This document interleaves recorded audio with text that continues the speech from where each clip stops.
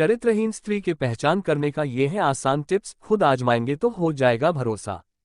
कहा जाता है कि स्त्री को पहचानना आसान नहीं है, इसलिए कहा जाता है कि औरत की दुनिया में कहा जाता है कि स्त्री को पहचानना आसान नहीं है, इसलिए कहा जाता है कि औरत की दुनिया में कौन पहचाने, स्त्रिया चरित्रता देवो न जाने।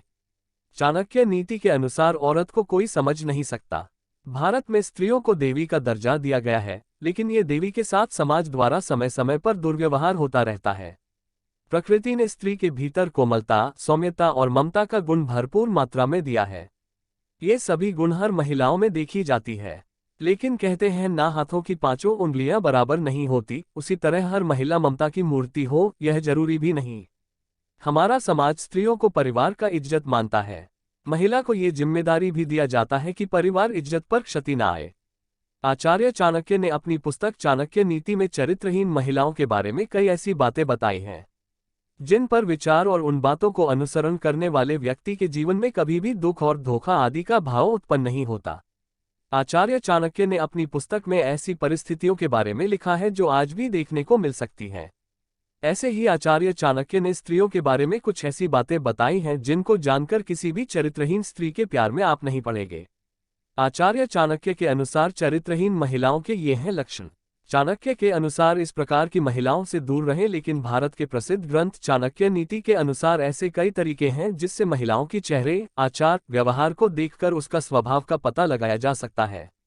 महिलाओं के चेहरे और उसके शरीर पर ऐसे कुछ लक्षण होते हैं जो उसे एक तरफ से लक्ष्मी का दर्जा मिलता है तो दूसरी तरफ ऐसे लक्षणों से उसको अशुभ मानी जाती है। ये आचरण कुल खानदान के विनाश के कारण बनते हैं। आपके मन में हमेशा ये सवाल आ रहा होगा कि चरित्रहीन औरत की पहचान कैसे करें, तो नीचे इसकी पूरी जानकारी दी गई है जो आपको मदद कर सकता है। चरित्रहीन औरत की पहचान। कुछ महिला ऐसी भी होती है जिनके आचरण कुल खानदान के विनाश के कारण बनते हैं। वहीं स्त्रियों को सामाजिक भाषा में अशुभ या कुलक्षणी कहा जाता है। ऐसी महिलाओं की पहचान करना तब तक संभव नहीं है जब तक उन्हें अच्छी तरह से जान ना लिया जाए। महिलाएं अपने परिवार की इज्जत को बचाने का काम करती है, अपनी नैतिक और सामाजिक आचरण को पवित्र रखती है। चाणक्य ने बताया है कि स्त्री जाति एक बहुत ही पूजनीय जाति होती है। आचार्य चाणक्य ने अपनी पुस्तक में स्त्री को देवी का दर्जा दिया है, पर कुछ महिलाएं ऐसी होती हैं जो अपने कुचरित्र और चरित्रहीन की वजह से अपने से जुड़े लोगों के जीवन पर गलत प्रभाव डालती हैं।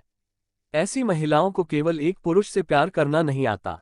इस काम के लिए उकसाया करती थी पड़ोसी महिला। युवक ने उठाया ये कदम। अब ये महिलाएं दिल और जुबान का तालमेल नहीं बना पाती। इनके मन में कुछ और चल रहा होता है और इनकी जुबान पर कुछ और चल रहा होता है। चरित्रहीन महिलाओं को एक से अधिक पुरुषों से संबंध बनाने में शर्म नहीं आती। ऐसी महिलाओं के बहुत सारे पुरुष मित्र होते हैं और ये शातिर तरीके से सभी को अपने प्रेमजाल में फंसा कर रखती हैं।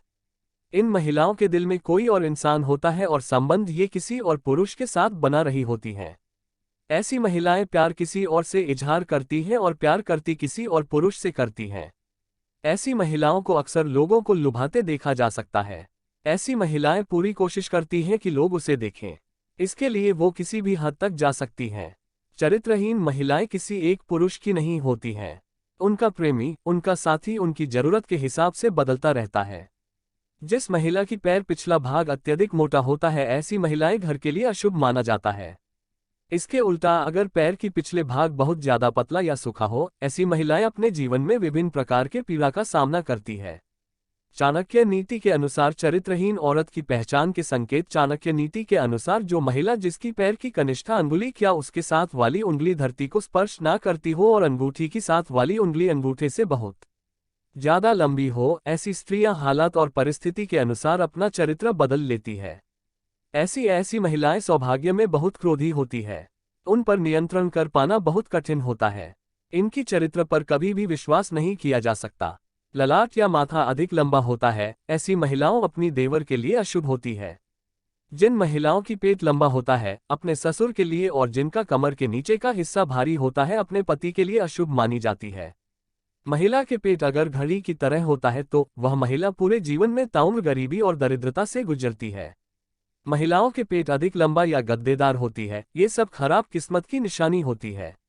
बाल से भी पहचाने। जिन महिलाओं की होठों के ऊपर भाग में अधिक बाल होता है, कद बहुत लंबा होता है, ऐसी स्त्रियां अपने पति के लिए अशुभ मानी जाती है।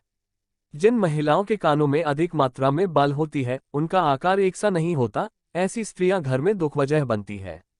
मोटे लंबे और चौड़े दांत जो बाहर निकलते प्रतीत होते हैं, ऐसी स्त्री के जीवन में हमेशा दुखों के बादल छाए रहते हैं। जिन महिलाओं के मसूड़े काली होती है, ये भी दुर्भाग्य की निशानी है।